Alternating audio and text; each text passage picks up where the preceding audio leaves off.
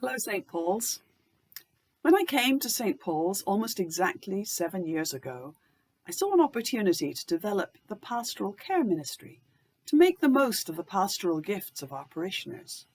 I turned to Stephen Ministry, a program I had experienced in my previous churches. Stephen Ministry is an interdenominational, international program that trains lay people in distinctively Christian care, so that people going through a difficult time in their lives can receive ongoing pastoral care from a fellow Christian.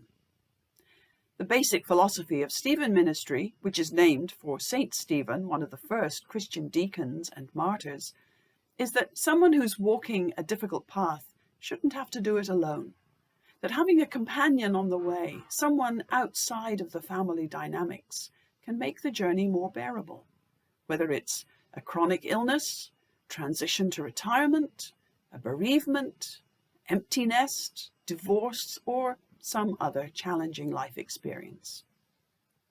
We clergy are there for the crisis, but what about after the funeral or as long-term treatment begins? People often need ongoing care, it can be provided by a layperson with appropriate training. Stephen ministers are simply Christians with a heart for care. They receive 50 hours of training in active listening, focusing on process rather than goals, keeping confidentiality, and tapping into Christian resources.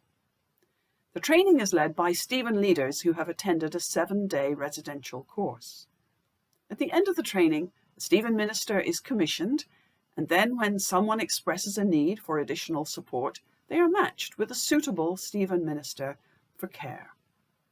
The relationship is confidential and individual, and the Stephen minister meets with the care receiver usually for about an hour once a week, in person or virtually, for as long as it's needed, up to about 2 years. The Stephen minister listens, reflects back what they're hearing, does not try to fix or solve, prays with and for the care receiver, and provides a reliable presence representing Jesus for that person. A Stephen minister is not a therapist, nurse, or housekeeper. In fact, if a care receiver is already in a relationship with a therapist or psychiatrist, we request permission from that professional to engage in the caring relationship, as we don't want to inadvertently undermine any treatment.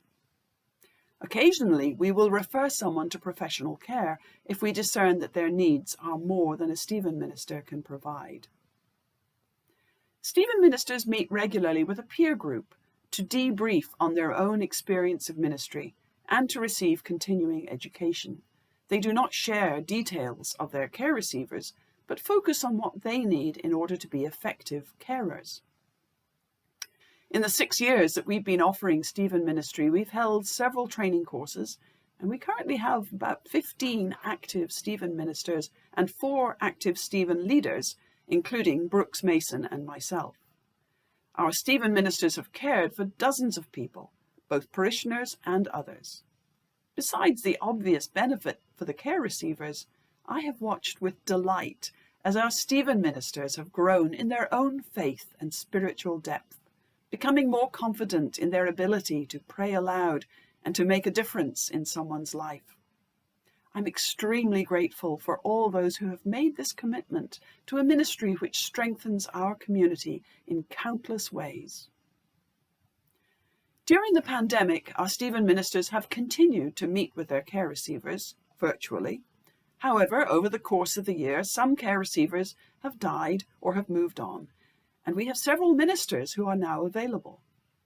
If you or someone you know is going through a difficult time, please consider contacting me or Brooks Mason or Terry Kelly or Roxanne Perfect Knight to learn more. And if you think this ministry might be for you, let us know so that we can build a list of candidates for the next training course, which has not yet been scheduled. See you on Sunday.